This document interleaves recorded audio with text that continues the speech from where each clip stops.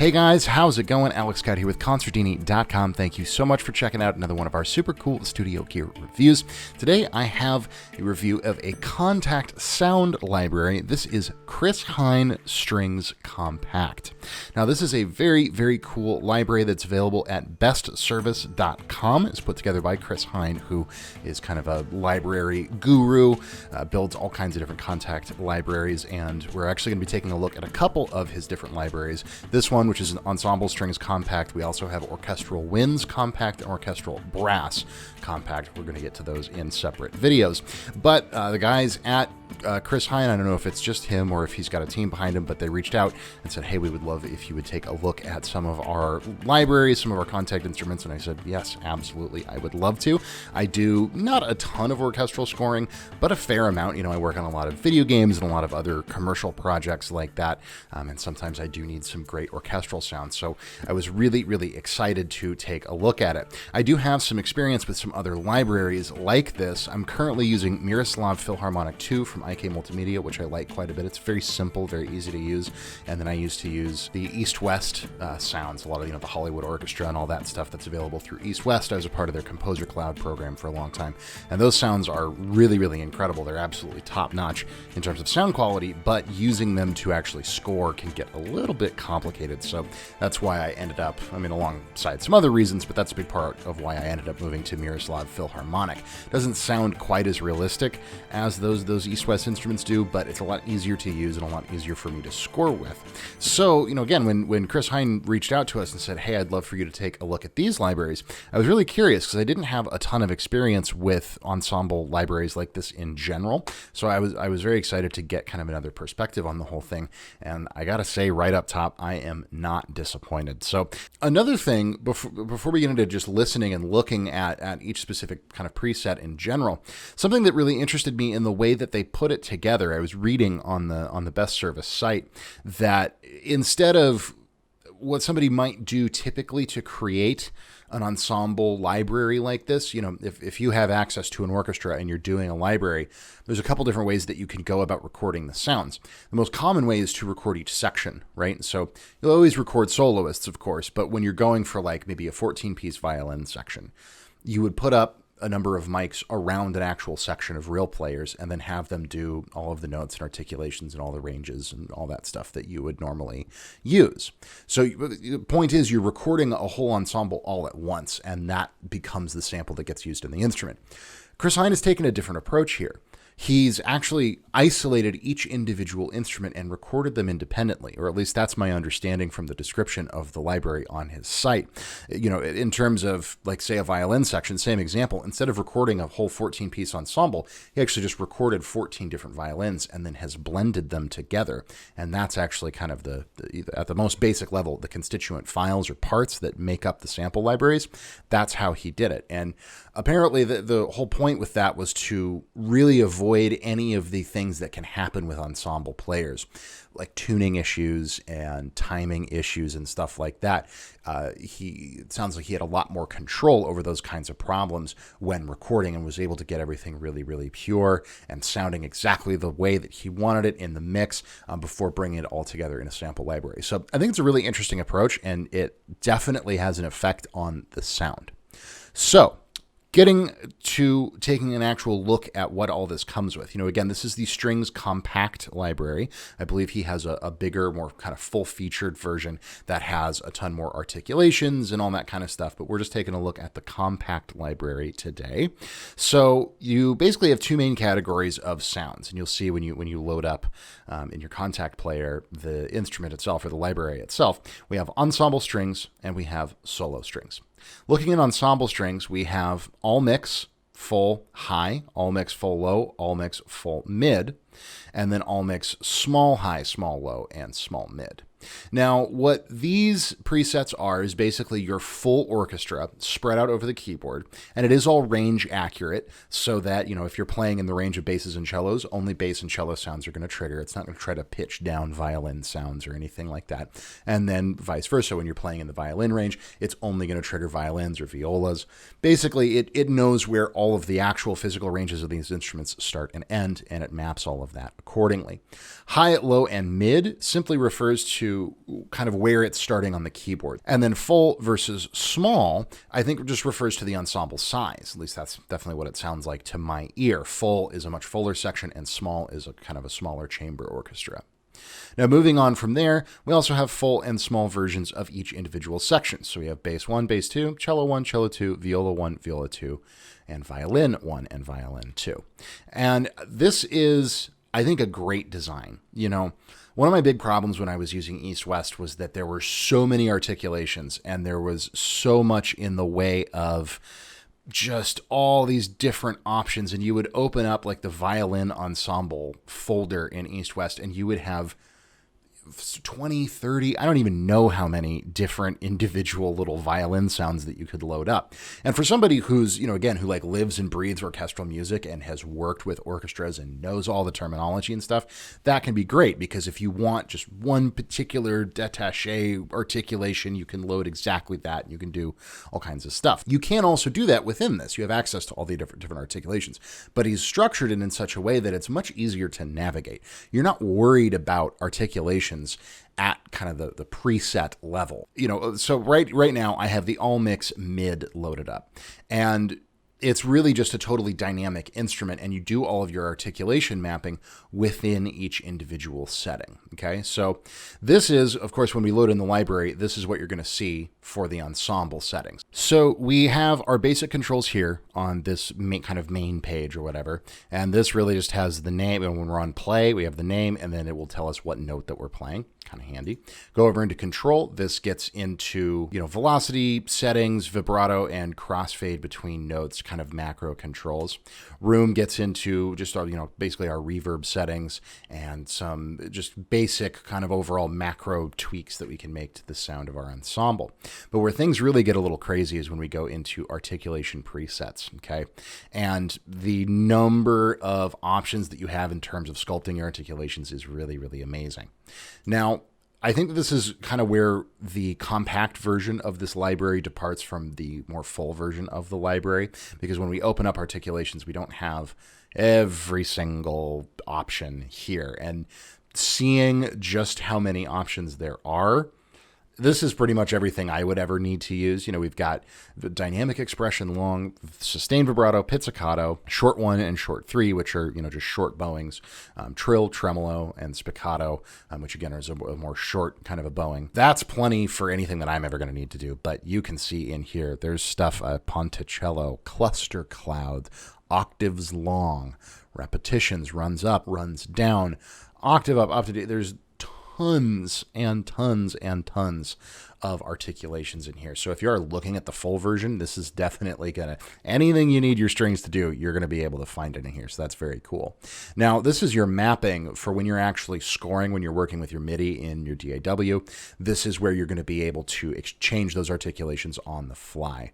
So you can see, you know, we've got some options for vibrato down, repeat last note, and then we get into the articulations themselves, sustain, dynamic expression, pizzicato, all that stuff. So, but where it gets really crazy is just getting into all this stuff. I'm not going to go too deep in it, but needless to say, you guys can see there's all kinds of options here.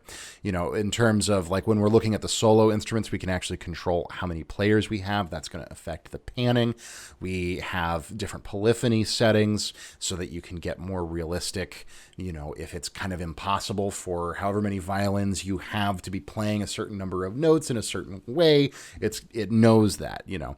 It's just really, really intense what's going on here. And it's not stuff that I'm ever going to need to dive deep into necessarily, because I'm usually using strings as more of a background thing.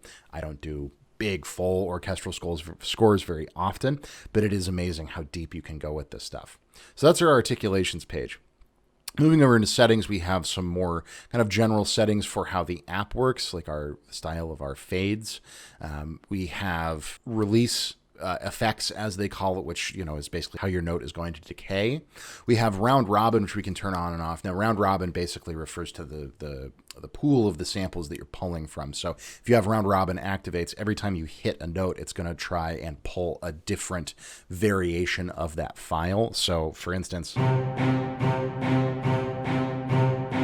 there I'm just hitting C. You can hear it switching in between two different files, as opposed to if I turn round robin off,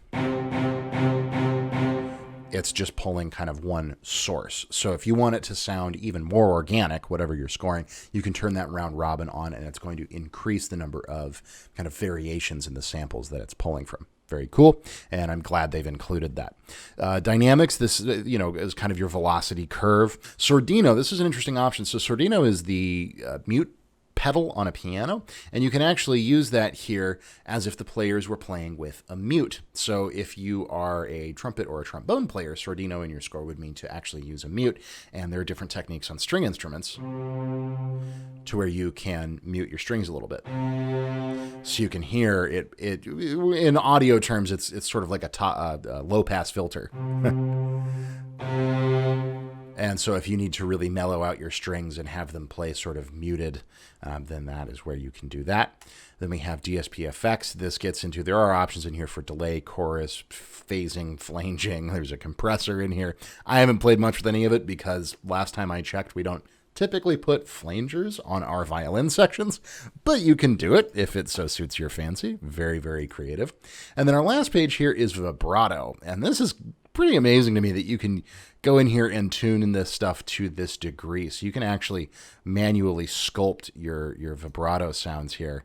How much vibrato is occurring as you hold notes out and stuff, where within, if you hold the note for 6 seconds, where within that time frame it's going to actually start applying the vibrato, how much of the vibrato is volume versus how much of it is pitch variation. It's really pretty cool. So again, if you are a string nerd and you do a ton of scoring, this library, this whole bundle is going to have everything that you need. Okay, so 10 out of 10 in terms of features. I also think it's really, really amazing. I said at the beginning, I don't do Kontak a ton, but I think it's amazing how much you can implement within Kontak, first of all. And I think it's amazing how much Chris Hein has implemented in these, because we've got the full orchestra pulled up here, but all of those options are accessible whether you're using the full orchestra, just the cello section, or just a solo violin. And you'll see that as we go through. So now let's go ahead and listen to some sounds. So again, we've got our full mix. So we've got the whole orchestra going on in the mid range.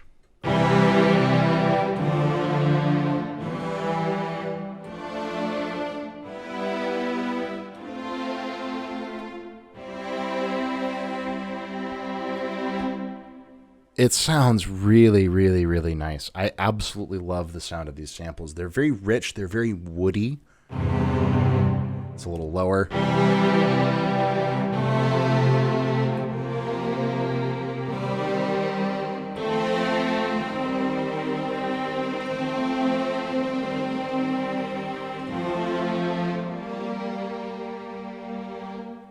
I love it. It's really, really expressive. There's a very natural, organic swell to everything.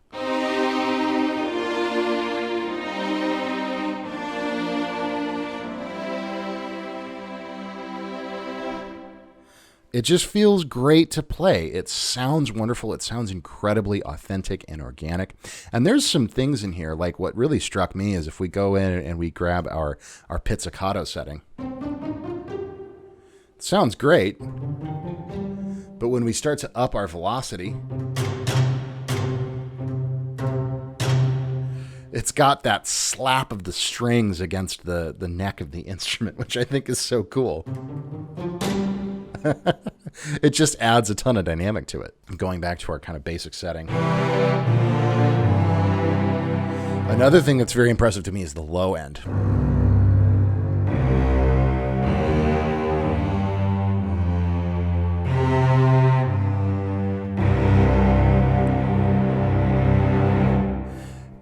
This quality is just fantastic. It sounds hyper realistic, and I love that in my samples. Okay, so now let's just take a look at maybe cello small.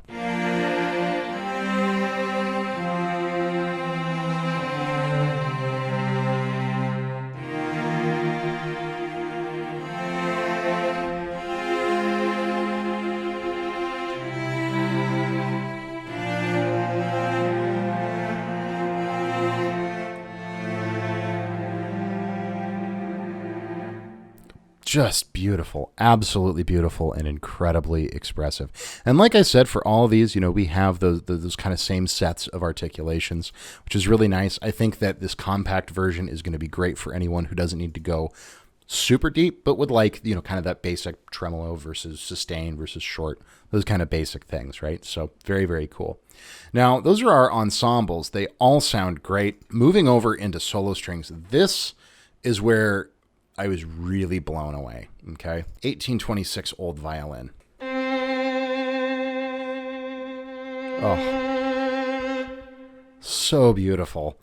And one thing that I think is really fun is when you're in this kind of basic play window, watch this little diagram here.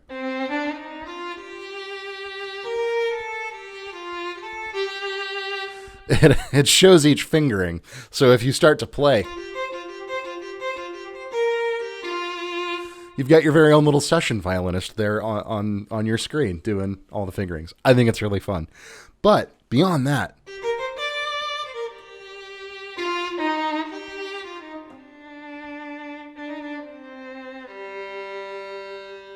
oh, so expressive, so natural sounding.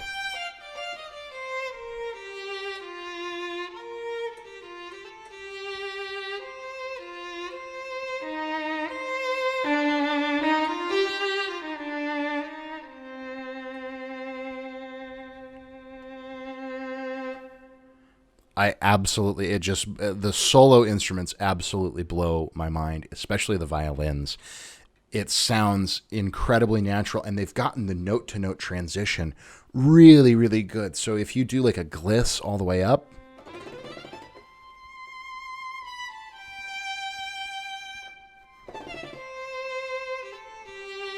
that is an incredibly hard thing to get right. All those little note transitions in there, and it actually really sounds like somebody doing a run like that. I really like the modern cello as well.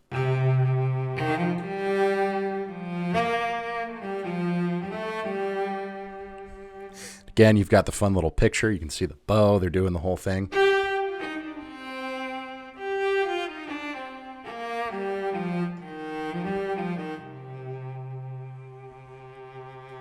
So incredibly expressive. I love it. I really think that a lot of people would be hard pressed if you took your time and really wrote a part and did the MIDI really correctly and got all the note transitions to just the right length and just the right overlap. I think a lot of people would have a very hard time telling that this wasn't a real studio performance by a cellist. I think that other cellists could tell, but just your layman, whoever's hearing your music, I think they would be, you could say, oh yeah, I hired whoever to do cello on this, and they go, oh wow, yeah, that sounds great, very, very cool.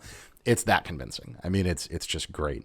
This whole thing has really given my Philharmonic 2 a run for its money, which is saying a lot. Philharmonic 2 sounds great. It doesn't sound quite as good as East West, but this is right on par with the East West stuff. I mean, I even like it a little bit more just because of the timbre of everything. And I think it has a lot to do with, like I said at the beginning of the video, how Chris Hein sampled all this stuff.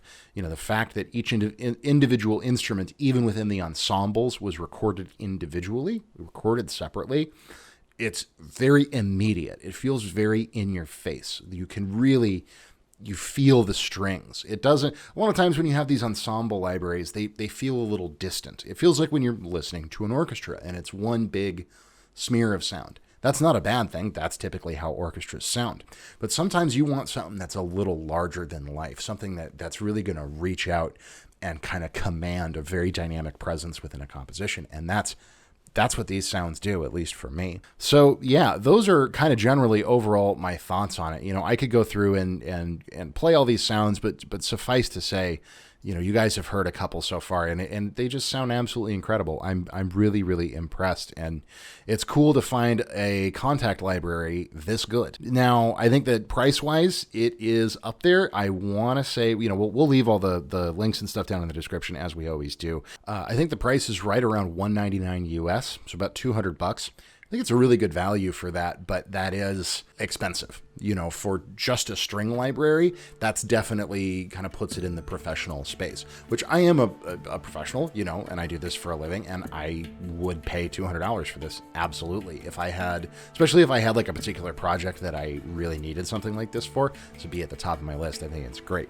As a splurge purchase for somebody, if you just want to experiment with orchestral stuff, I think there might be better options out there at lower price points to just kind of introduce you to how some of this stuff works. Now, they're not going to sound this incredible, but this is a much more advanced sample library with all the articulation settings and stuff. And this is the compact version. The full version, which I'm not even entirely sure how much that costs, I think maybe $400 US, something like that. That would really be intense for somebody who's never played with scoring plugins before, or scoring libraries rather. But I think it's great. I think it's a very fair price point. I think that it sounds absolutely stunning, especially the solo instruments. And I definitely will be using this when I need really in-your-face, upfront, hyper-realistic strings. This is going to be my new go-to for sure. So 2 thumbs up all the way if it sounds like something you guys are interested in using. Definitely check it out. But what do you guys think? What are your favorite string scoring libraries? Do you like the East-West stuff? Do you use Philharmonic like I do? Have you messed around with the Chris Hein stuff before? Whatever your thoughts may be, definitely leave them in the comments down below. I love hearing from you guys. If you have not yet subscribed to the Consordini channel, please do so. It's that big red subscribe button down and to the right. Click that and be sure to tap the notification bell to be kept up to date with all of our new videos. If you want to give this a like or a share, if you enjoyed that would be awesome. But regardless of any of that, my name is Alex Scott with Consordini.com. Thank you guys so much for watching. I really appreciate it. And we will see you in the next video.